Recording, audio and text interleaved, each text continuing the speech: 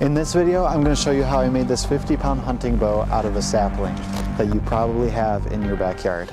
I'm in Michigan and we're looking for trees to cut down in order to make bows. The top of my wish list is a small diameter hickory tree, red oak, a red cedar tree, and an elm tree.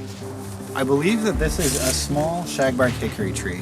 This one's about as big around as my wrist, and I think I should be able to get a 6-foot long section out of this tree.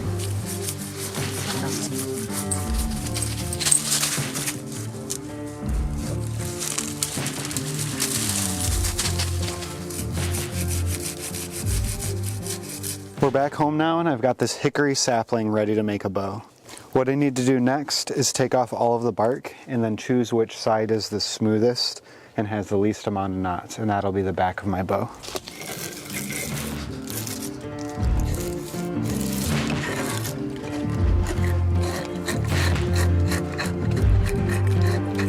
I'm taking the bark off, but I'm stopping at this light brown layer. That's called the cambium. This tree is still super wet because I only cut it down a few days ago. But the further I get it along the process, the faster I can dry it because a smaller piece of wood releases moisture at a faster rate. So what I'm gonna do now is I'm gonna take a chalk line and I'm gonna draw a line down my favorite side of the bow, the straightest one.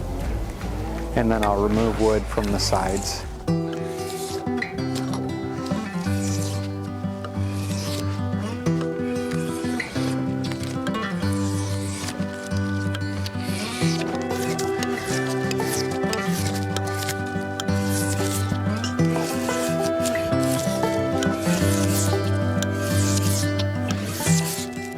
So I've essentially taken a circular log and just turned it into a rectangle.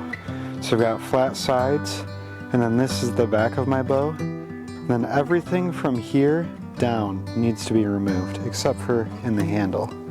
But you can kind of tell now what the bow is going to look like. It's going to have a little bit of curve down there at the end. I can decide to straighten that out with heat, or I can leave it kind of snaky, which I kind of like. Now it's time to lay out my bow. So the first thing I did was mark center. 2 inches on either side of center are the edges of my handle. The handle will not bend, but the limbs do bend, so there's a section that fades from unbending handle to bending limb, and those are also 2 inches. So you end up with a 6-inch middle section of the bow that doesn't quite bend. And then I kind of drew those transitions, but this is obviously going to come down a lot. All of the wood up from here and outside of those lines needs to come off. All of this stuff is going to become firewood. And the fastest way I've found to do that is with the same saw that I cut the tree down with. Every 6 or 7 inches, I'm just going to cut lines down. And then I'll come back with this chisel and a hammer and knock out all of those blocks of wood.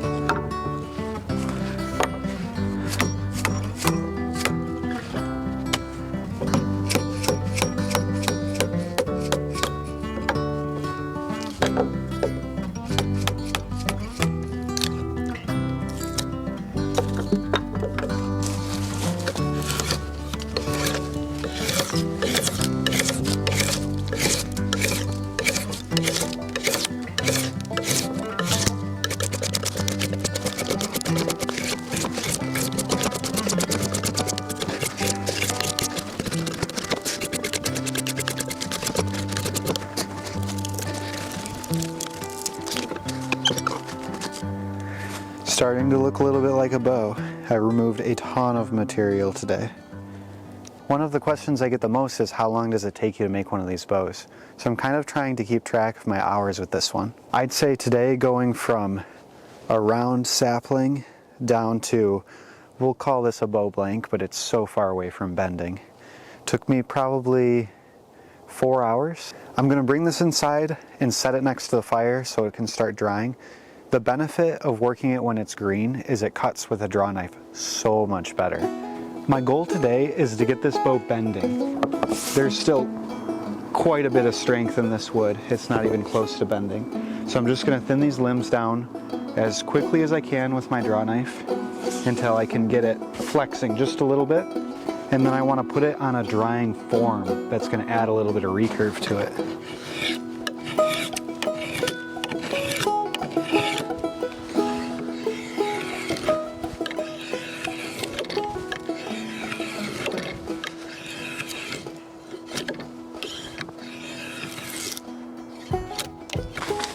I'm sort of using my fingers as feeler gauges to feel for thick spots, but we're getting close. Starting to want to bend in here, so not too much further to go.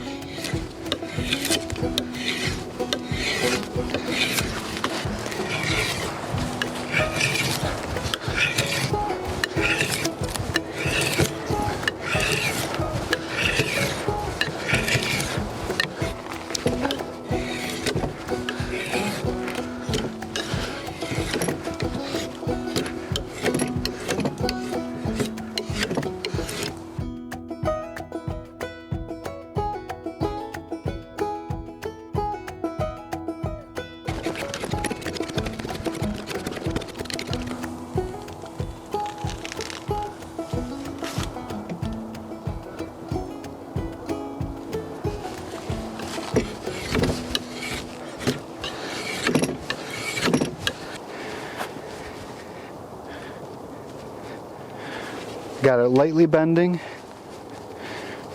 This side's a little bit more stiff, but I'm actually going to narrow it instead of thin it down widthwise. Because this is the small end of the tree and this is the big end of the tree. So I'm just going to bring these edges in a little bit.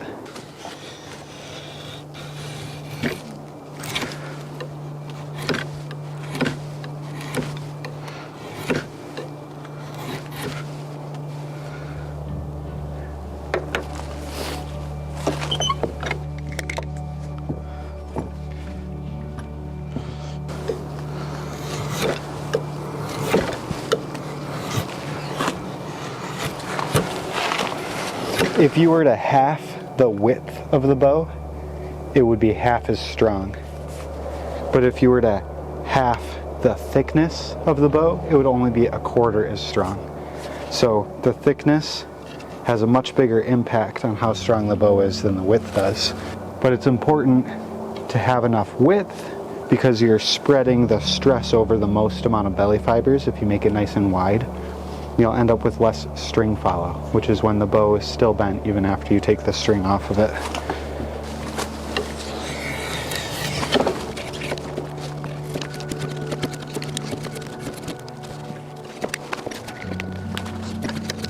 So now that I've got this bow bending just a little bit, I'm gonna clamp it to a drying form. And all I have is a flat piece of wood. Any piece of hardware store lumber would work totally fine. This just happens to be a piece of walnut that I plan to make a bow out of later, and it's been split and planed down nice and flat. And then I've got all my offcuts, which is what I'm going to use to add my recurves. So I'm just going to clamp this in the center.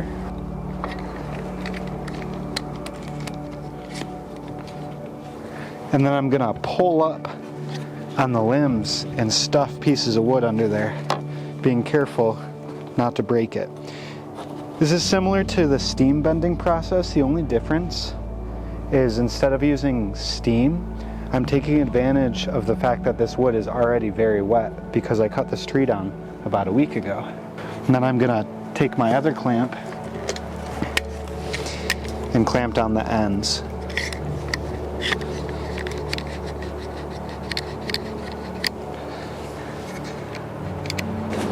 Just taking this and putting it under there,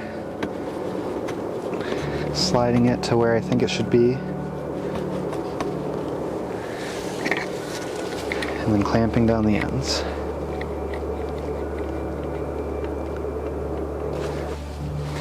I'm going to replace this with a bigger piece so I get a little bit more curve out of it.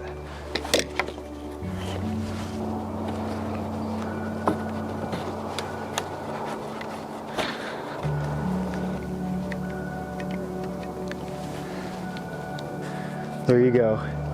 It's got a little bit of, it's called reflex deflex, this style of bow. So the deflex is where it curls back towards the archer near the handle, and then the reflex is where it curls away from the archer near the tips. Putting it by the fire, and especially putting a fan on it, helps it dry a lot faster. I think that airflow is more important than temperature. But something that's happening when you expose end grain, like the end of the limbs, and then also here on the handle where I exposed end grain, the moisture leaves those spots so much faster than it leaves the rest of the bow that it causes cracking. So I'm having to keep coating the ends with Elmer's glue, just like regular classroom glue. I did a good job on the tips, so there's no cracking going on there, but not so good of a job on the handle, but that's okay. The cracks in the handle aren't functional problems. I might actually fill them with color and epoxy later to kind of add a little bit of character to this bow. It's been a few days and this thing has dried out quite a bit. I've been tracking the weight loss, so it started at 1 pound 15.9 ounces and now it's at 1 pound 14.7. So it's lost about a pound. No, that's not right. It's lost about an ounce in water weight. So I'm just going to continue shaping it down and getting it comfortable in the hand, making a nice handle and narrowing the tips. I'm just trying to do as much as I can and push the bending portion of this build as far into the future as possible, because like I said, I cut this tree down going on 2 weeks ago, so there's still a lot of moisture in this wood.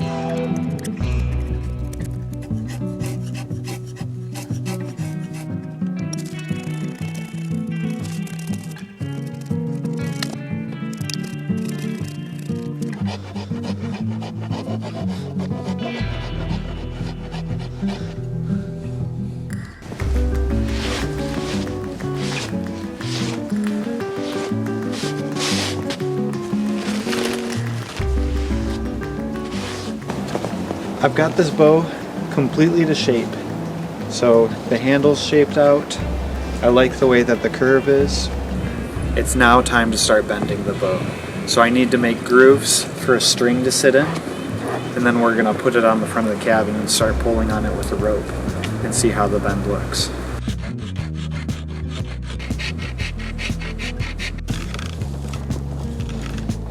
The bend looks pretty smooth. There's a few spots I gotta fix, but we'll use the rasp and a card scraper to remove any stiff spots. That looks awesome. Just mark this with a pencil.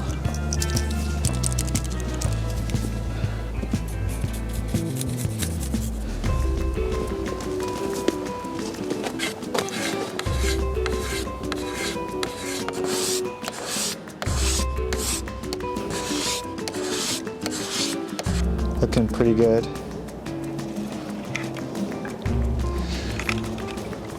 It's 28 right there.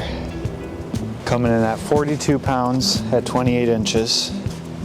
The tiller, or the bend, looks pretty good. 42 pounds at 28 inches. It's going to change a little bit because it's not completely dry. I'm allowing it to take a little bit of string follow because I wanted a kind of a Mongolian recurve style bow with long, these are called sias, these non-bending portions at the ends of the tips. But I am going to shorten the bow by 1 inch or 2, which will add draw weight And I'm also going to fire harden this, which will also add a little bit of draw weight. But this is a functioning bow, and the rest is just art, which is my favorite part. These are hoofs from a moose. So what I want to do is I want to add tip overlays to this bow, and I usually use antlers, but I'm kind of getting tired of white tip overlays. I want to try to do something dark. So I'm just going to saw off a piece of this and try and file it flat and see if I can make some cool tip overlays. Berkeley really wants to eat it though.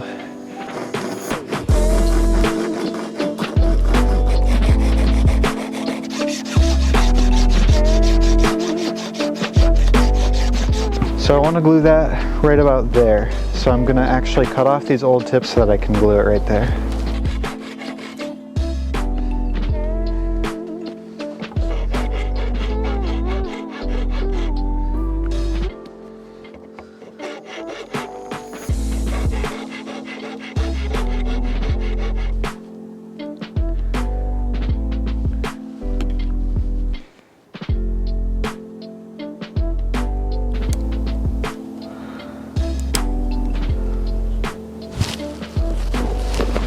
So this bow is shaped out and tillered. I could shoot it right now.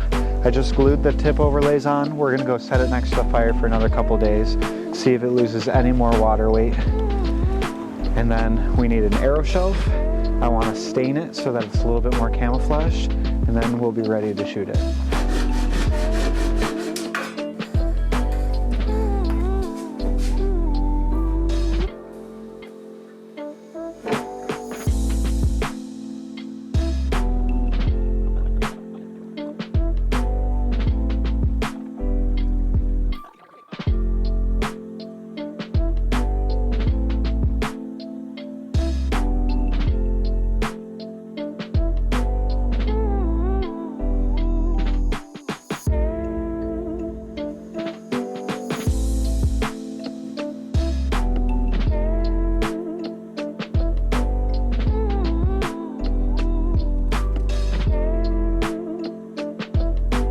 Right next to my wood stove is about 100 degrees Fahrenheit, so it dries out the wood incredibly fast.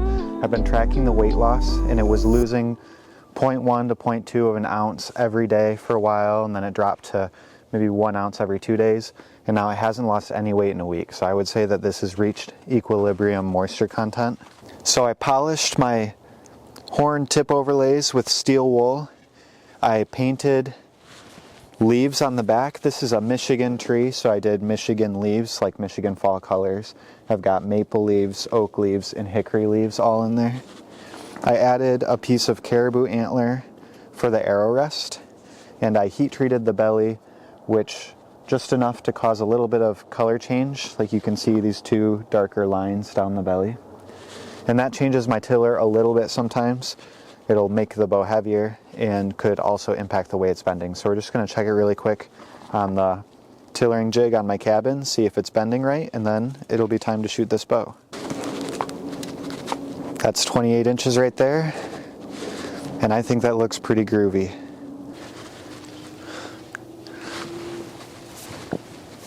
Feels pretty nice.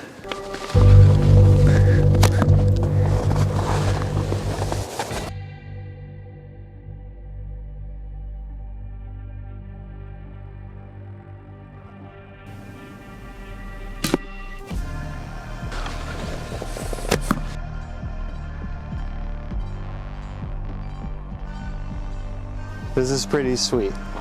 I went from a hickory sapling to a shooting, functioning 50-pound pole recurve bow in about 2 weeks. I don't know if you noticed, but this is a left-handed bow. Usually I make right-handed bows because I'm a right-handed archer, but I want to give this one away, and we found a winner. Hey brother. Hey, how's it going? Good. I got a couple questions for you, all right? Okay. Okay, first one. Have you ever shot a bow before? Yes. Do you know what your draw length is? My draw length is 29 inches. Okay, I want to send you a bow. You cool with that? Really? Yeah. So I made this bow. It's left-handed, Okay, yeah, that's cool, man. I appreciate that. Cool, awesome. So, say hi to the camera, and then I'll grab your address in the chat below. What's up? All right. Yeah, okay. Yeah, Cool. My passion is building bows, and you can only shoot one at a time, and I've got plenty myself. So I like to give them away to the people that support me, and I wouldn't be able to spend this much time and this much money on materials as I do if I didn't have a YouTube channel and people that support me. So I have an email list and also the Instagram. My Instagram is linked in the description. I'm going to package this up and send it to PJ. PJ is just somebody who followed me on Instagram recently, and I was looking through his page and I saw that he's left-handed. This ended up being a left-handed bow, so I wanted to ask him some questions and see if it'd be a good fit. And it'll be on its way by the end of the week. As always, guys, thanks for watching, and I'll see you in the next video.